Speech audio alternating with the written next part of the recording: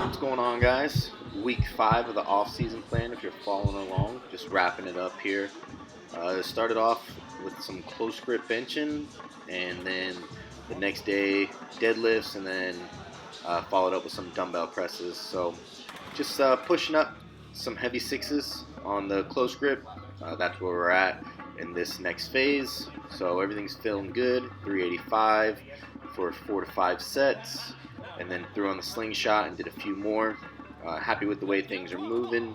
Definitely got to work on staying a little bit tighter and being a little bit more aggressive to push through that lockout, but it'll get there. It's just about being a little more aggressive on the way down, and then fully pushing my back and head and using some leg drive to finish that lockout. You gotta be good from the bottom in order to have a strong finish, and I think that's a lot of problems with what I see with a lot of people. They think that they need to work on their lockout, when in fact it's their bottom position that is making their lockout struggle. So instead of doing 4 board presses or 3 board presses or stuff like that, I firmly believe working through a full range of motion and just finishing or just fixing your bottom position and your start position will lead to a better lockout. You can't really diagnose where you're weak at until your technique's good. Then you'll be able to kind of figure it out from there. So dial in your technique, get everything perfect, and then you'll be able to know, hey, this is the weak point, this is not the weak point, and then build from there. But until you can actually do that, then you're kind of facing an uphill battle trying to fix things that aren't really broken. So after the slingshot work, did some tempo presses, and 3 seconds down, 3 second pause, and then try to press up. And this is kind of reiterating the fact of having a good starting position, having a good pause position, keeping everything tight, and that way the lockout's going to improve. So you kind of figure things out as you go through your main lifts, but I already knew that this was kind of an issue for me, so this was already programmed in. But say you were doing your own programming and you were like, man, my lockout feels really shaky today, you can pick exercises to build off of that after the main movement. You don't necessarily always have to follow protocol. You can be a little more intuitive and pick things to build off of your main exercise for the day. Going there with a certain intention of, I need to work on this, this, and this, but have a lot of fluidity to the program to know where, hey, if this new sticking point comes up, or if there's something that I'm struggling with today, let me add in this exercise to build up from there. And I think that's a good way to approach training, is just to be a little more intuitive with what your body's saying and how you're reacting to things. If you go with that approach, you just be a little bit better, and it'll get you more in tune with your body, so you're able to pick better reps and pick better sets and pick better weights.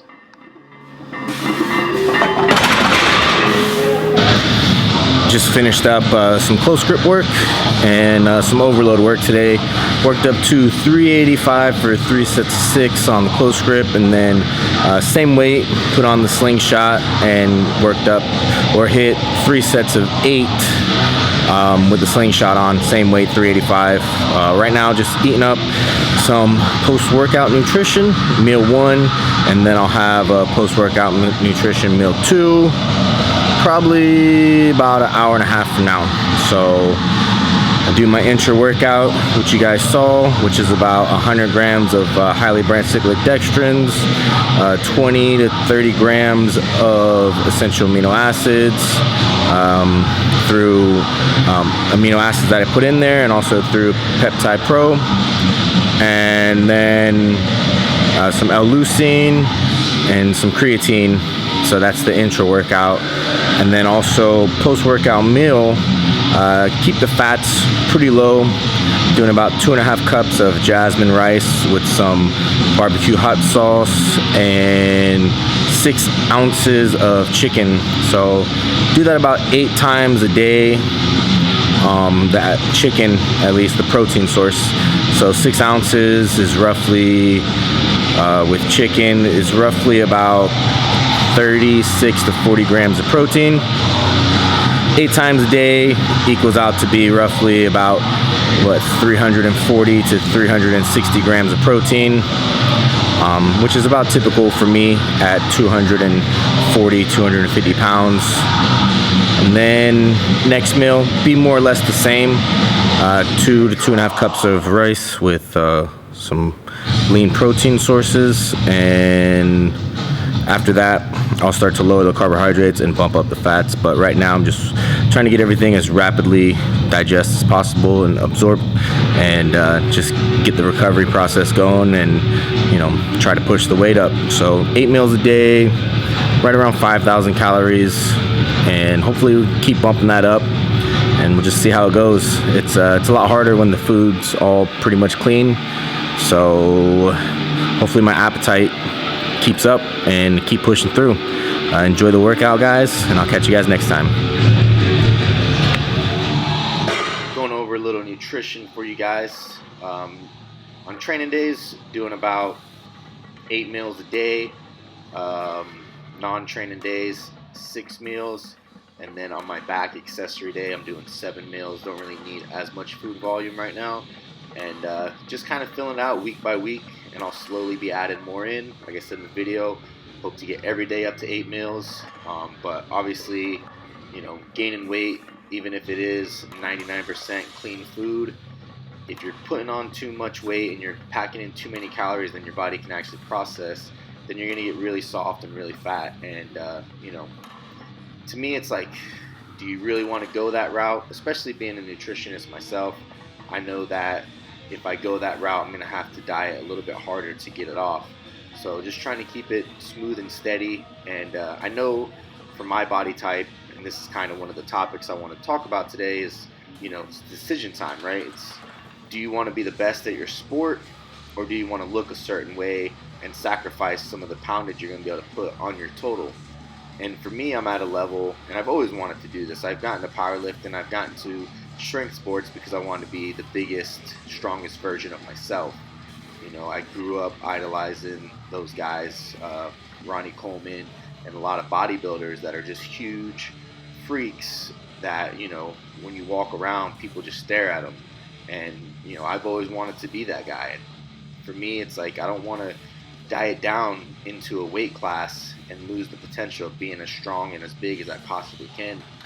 And I know with my body type, I have to make the conscious decision to know that I'm not going to be able to stay lean while I do this process. It's not going to be one of those things where, I can eat and still keep a certain level of leanness, even if it is 100% healthy. And I've come to that conclusion a while ago, and it's just something that I'm okay with, because I know that if I do everything as good as I can and as good a quality food as I can, then I'm doing the best I can for my body type. And a lot of people have to be okay with that. Not everyone's going to be super lean and super shredded. And for me, growing up as a fatter kid, never having abs, never really having a good physique, and always struggling with weight, that's just my body, that's just my DNA, that's my genetics. Some people have to work a little bit harder than others, and that's okay. I pride myself on my work ethic, so I made the decision to try to get up to 260 pounds and just maintain that, and that's the goal. And for me, it's just a matter of, and when I tell my clients that are trying to gain weight is, look, we need to get you to that weight as fast and as healthy as possible with good, clean food. But when you get to that weight, we just need to sit there, and you got to be patient, and you got to sit there for like 6 to 8 months, sometimes maybe even longer, for your body to have that natural set point, reset to that higher weight. And then when you're sitting there, your body will start to recomp a little bit on its own. Plus, you've increased your calories so much that when you do go to diet, you'll be dieted on a lot higher calorie base. So that's why it's important to make sure it's good quality food that you're gaining weight on. If you're gaining weight on junk and you're not tracking, one day you could be having 13,000 calories, the next day you could be having 5. And then when it comes back to trying to lean back up and get a better body composition so you can do it all over again, you don't really know where your calories are at. You don't know what you're tracking. You don't know where you need to be, where you need to start. So then you start in more of a calorie deficit than you need to. So if you can keep a steady, consistent pace and steady, consistent track of where your calories are at, then you'll be able to manipulate them in small variations, small changes, so that you're able to maintain peak performance while dieting a little bit. And you got to keep in mind, what's your goal? Your goal is performance. Performance-based athletes need to focus on performance and their performance at the gym, on the platform, or whatever their conditions are, and not worry so much about how they look. You know, for me, it's like if I eat good, quality food, then I'll perform better. So it's a given. I try to eat as good as I can. I try to eat like a bodybuilder, and I'll perform better. I'll feel better. You know, I don't do the eat junk just to gain weight thing. So it's a decision you have to make, and it's a decision that I think will benefit you. Is just focus on your performance, focus on your strength goals, and your body will come in time. I hope you guys enjoy the video. Please like, share, and subscribe. Until next time, take care.